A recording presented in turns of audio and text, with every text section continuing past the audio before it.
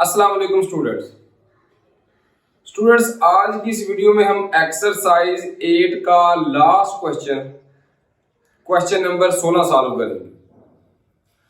Question number 16 बिल्कुल easy question है student. सिर्फ हमने करना क्या है कि इसमें हमने स्टेप बनाने हैं और कुछ भी नहीं है। बिल्कुल इजी क्वेश्चन है, सिर्फ और सिर्फ हम लोगों ने स्टेप बनाने हैं। क्वेश्चन नंबर 16 की स्टेटमेंट की बात करें तो ये है, अगर ए बी सी गैर सिफर यानी सिफर नहीं है, हकीकी अरकान हो तो साबित करें। इसके 3 पार्ट्स हैं।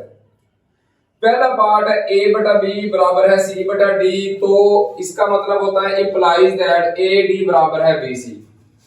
ये स्टूडेंट्स हमारी लेफ्ट साइड है और ये हमारी राइट साइड है। हमने करना क्या है कि लेफ्ट हैंड साइड को लेकर हमने राइट हैंड साइड साबित करनी है। तो मैं लिखूंगा left hand side. Left hand side हमारे पास क्या है, ये है a बटा बी बराबर है c बटा डी। सिर्फ और सिर्फ करना क्या है, ये देखें a के साथ क्या आना चाहिए, d आना चाहिए। तो a के साथ d कैसे आएगा, और बटे के नीचे जो b है ये भी कैंसिल हो, तो हम दोनों तरफ इधर भी और इधर भी b d के साथ ज़रब कर देंगे, मल्टीपल कर देंगे। तो मैं लिखूंगा a बटा b डॉट का मतलब होता है मल्टीपल ज़रब b d बराबर है।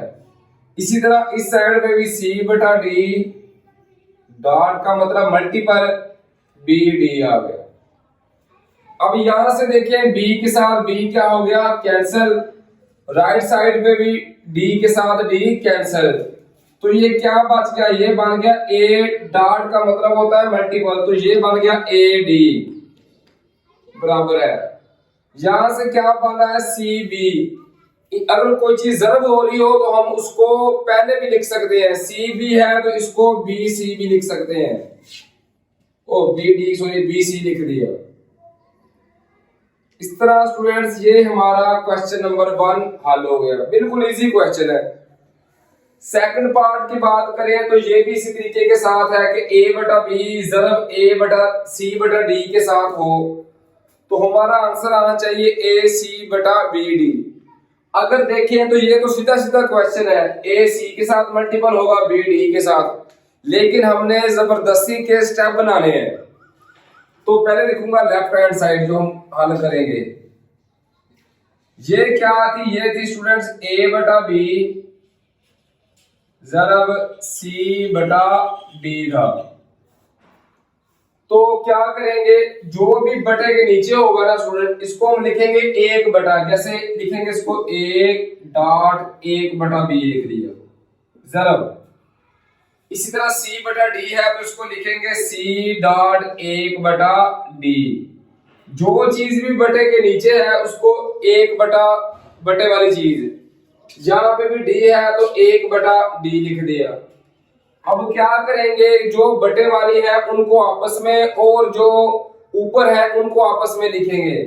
तो a और c को स्टूडेंट्स आपस में लिख लिया,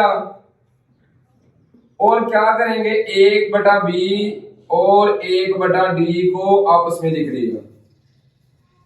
तो ये देखें ये आ गया AC 1 बटा, ये फिर आ जाएगा BD। अब ऊपर वाली रकम ऊपर वाले के साथ, AC जब A के साथ मल्टीपल होगा तो ये आएगा AC ओवर BD। और यही हमने साबित करना था, तो लिखेंगे पास साबित हुआ। हमने सिर्फ इनमें करना ये है कि जबरदस्ती के स्टेप बनाने हैं। स्टेप वैसे बनते तो नहीं है, लेकिन जबरदस्ती के बनाने हैं, कोई 4-5 स्टेप बनाने बस।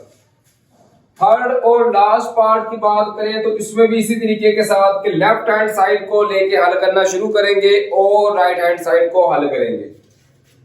तो लेफ्ट हैंड साइड को हम स्टार्ट करते हैं लिखना। ये क्या है, ये है a बटा b जमा c बटा b।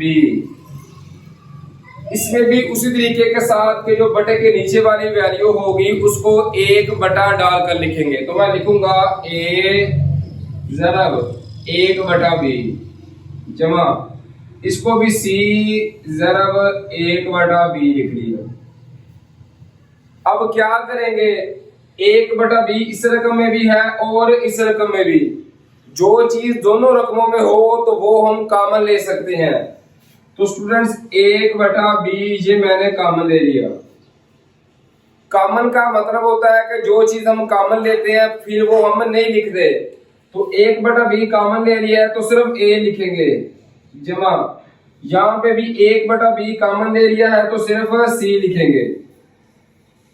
अब a जमा c को ज़रब करेंगे a के साथ तो इसका आंसर आएगा a जमा c बटा b। ये हमने साबित करना था तो ये साबित हो गया, तो हम लिखेंगे पास साबित हुआ। उम्मीद है स्टूडेंट्स के इन क्वेश्चंस की आपको समझ आ गई होगी। चैप्टर नंबर 8 की एक ही एक्सरसाइज है और वो भी बिल्कुल इजी एक्सरसाइज है। आप लोगों ने सिर्फ और सिर्फ इनकी प्रैक्टिस करनी है। उसके अलावा अगर आपको फिजिक्स के न्यूमेरिकल नहीं आते या आपको किसी और चैप्टर की मैथ के क्वेश्चन नहीं आते तो आप मेरे चैनल की प्ले लिस्ट को खोलें, वहां पे मुख्तलिफ फोल्डर बने हुए हैं। वहां पे आप अपनी मर्जी के न्यूमेरिकल्स नहीं आते तो न्यूमेरिकल समझ सकते हैं, और अगर आपको मैथ के कोई और क्वेश्चंस की समझ नहीं आ रही तो आप वो भी वहां पर जाके बआसानी समझ सकते हैं। स्टूडेंट्स अपना बहुत सारा ख्याल रखिए और मुझे भी दुआओं में याद रखिए। तब तक के लिए स्टूडेंट्स अल्लाह हाफिज।